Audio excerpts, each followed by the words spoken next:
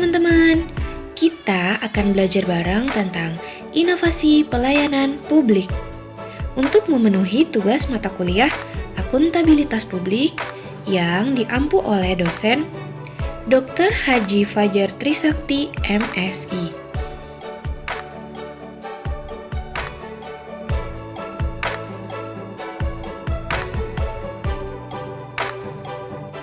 Sebelumnya, kita perkenalan dulu yuk. Kami dari kelompok 6, kelas C, semester 4, jurusan Administrasi Publik, Universitas Islam Negeri Sunan Gunung Jati Bandung yang terdiri dari pertama ada Imas Della Menanda, selanjutnya Kholisotul Amalia,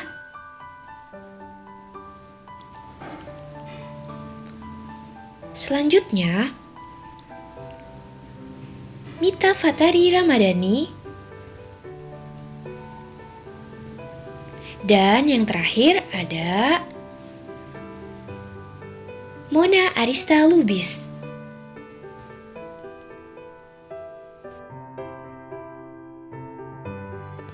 Oke, pertama-tama, apa sih yang terlintas dalam benak Anda ketika Anda mendengar kata inovasi?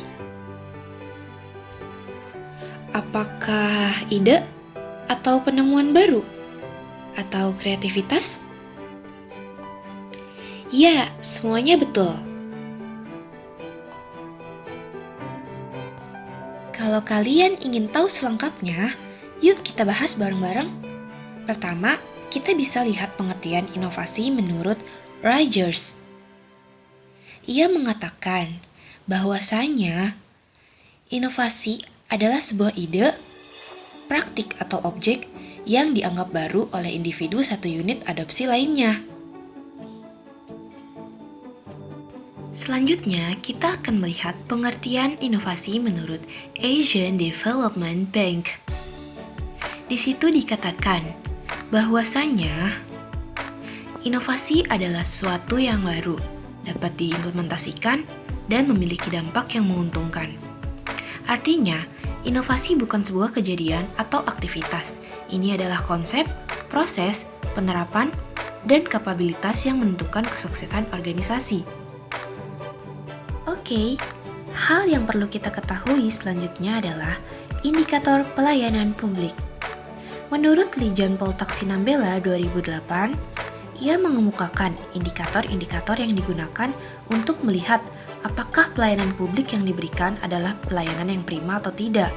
Secara teoritis, tujuan pelayanan publik pada dasarnya adalah memuaskan masyarakat. Nah, untuk mencapai kepuasan itu, dituntut kualitas pelayanan prima yang tercermin dari pertama, transparansi.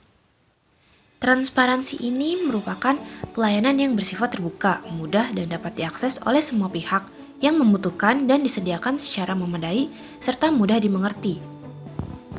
Yang kedua adalah akuntabilitas, yaitu pelayanan yang dapat dipertanggungjawabkan sesuai dengan ketentuan peraturan perundang-undangan. Yang ketiga adalah kondisional, yakni pelayanan yang sesuai dengan kondisi dan kemampuan pemberi dan penerima pelayanan dengan tetap berpegang pada prinsip efisiensi dan efektivitas. Menurut T. Hani Handoko 2008, efisiensi adalah kemampuan untuk menyelesaikan suatu pekerjaan dengan benar, sedangkan efektivitas merupakan kemampuan untuk memilih tujuan yang tepat atau peralatan yang tepat untuk pencapaian tujuan yang telah ditetapkan. Yang keempat adalah partisipatif, yaitu pelayanan yang dapat mendorong peran serta masyarakat dalam penyelenggaraan pelayanan publik dengan memerhatikan aspirasi, kebutuhan, dan harapan masyarakat. Selanjutnya, yang kelima adalah kesamaan hak, yaitu pelayanan yang tidak melakukan diskriminasi dilihat dari aspek apapun, khususnya suku, ras, agama, golongan, status sosial, dan lain-lain. Dan yang terakhir adalah keseimbangan hak dan kewajiban. yaitu pelayanan yang mempertimbangkan aspek keadilan antara pemberi dan penerima pelayanan publik. Oke, kita lanjut ke pembahasan selanjutnya, yaitu mengenai unsur-unsur pelayanan publik. Terdapat 4 unsur penting dalam proses pelayanan publik, menurut Barata 2004. Unsur pelayanan publik yang pertama adalah penyedia layanan, yaitu pihak yang dapat memberikan suatu layanan tertentu kepada konsumen, baik berupa layanan dalam bentuk penyediaan dan penyerahan barang atau jasa-jasa. Unsur yang kedua adalah penerima layanan, yaitu mereka yang disebut sebagai konsumen atau customer yang menerima berbagai layanan dari penyedia layanan. Selanjutnya, unsur yang ketiga adalah jenis layanan, yaitu layanan yang dapat diberikan oleh penyedia layanan kepada pihak yang membutuhkan layanan. Dan unsur yang terakhir adalah kepuasan pelanggan. Dalam memberikan layanan penyediaan layanan, harus mengacu pada tujuan utama pelayanan, yaitu kepuasan pelanggan. Hal ini sangat penting dilakukan, karena tingkat kepuasan yang diperoleh para pelanggan itu biasanya sangat berkaitan erat dengan standar kualitas barang dan jasa yang mereka nikmati. Adapun ciri-ciri pelayanan publik yang baik, yaitu memiliki unsur-unsur sebagai berikut. Tersedianya karyawan yang baik, tersedianya sarana dan prasarana yang baik, bertanggung jawab kepada setiap nasabah sejak awal hingga akhir, mampu melayani secara cepat dan tepat, mampu berkomunikasi, memberikan jaminan kerahasiaan setiap transaksi, memiliki pengetahuan dan kemampuan yang baik, berusaha memahami kebutuhan nasabah, dan yang terakhir adalah mampu memberikan kepercayaan kepada nasabah. Oke, selanjutnya kita perlu mengetahui apa aja sih jenis-jenis inovasi pelayanan publik. Terdapat 4 jenis inovasi pelayanan publik menurut Agus Dwianto. Jenis yang pertama adalah penemuan atau invention. Ini merupakan kreasi suatu produk, jasa, atau proses baru yang belum pernah dilakukan sebelumnya. Konsep ini cenderung disebut revolutionary. Jenis yang kedua adalah pengembangan atau extension. Ini merupakan pengembangan suatu produk, jasa, atau proses yang sudah ada. Konsep ini menjadi aplikasi ide yang telah ada berbeda. Yang ketiga adalah duplikasi atau duplication. Ini merupakan peniruan suatu produk, jasa, atau proses yang telah ada. Meskipun demikian, duplikasi bukan semata meniru, melainkan menambahkan sentuhan kreatif untuk memperbaiki konsep agar lebih mampu memenangkan persaingan. Dan jenis yang terakhir adalah sintesis. Ini merupakan perpaduan konsep dan faktor-faktor yang sudah ada menjadi formulasi baru. Proses ini meliputi pengambilan sejumlah ide atau produk yang sudah ditemukan dan dibentuk, sehingga menjadi produk yang dapat diaplikasikan dengan cara yang baru. Oke teman-teman, selanjutnya kita harus tahu bagaimana sih cara menerapkan inovasi.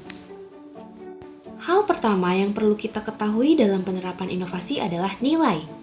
Pembatasan pihak yang cukup aneh, personil tidak akan berinovasi tanpa lisensi.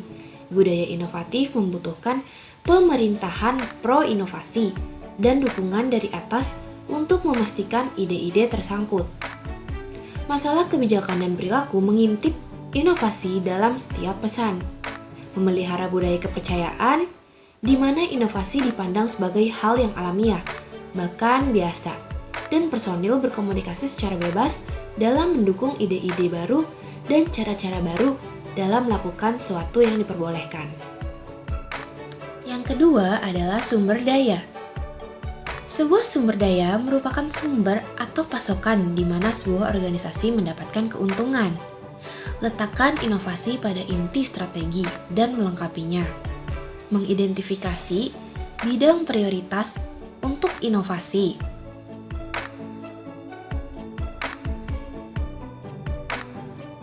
Memperbarui kebijakan sumber daya manusia untuk mengeluarkan yang terbaik dari inovator, membangun lingkungan fisik yang membuat orang berpartisipasi, mengeksploitasi perbedaan, melibatkan personil yang bersemangat, yang berpikir kreatif, dan melihat pola-pola baru, menggambarkan pada teknologi baru untuk menarik kebutuhan dan kemungkinan secara bersama-sama. Membentuk tim inovasi. Yang ketiga adalah proses.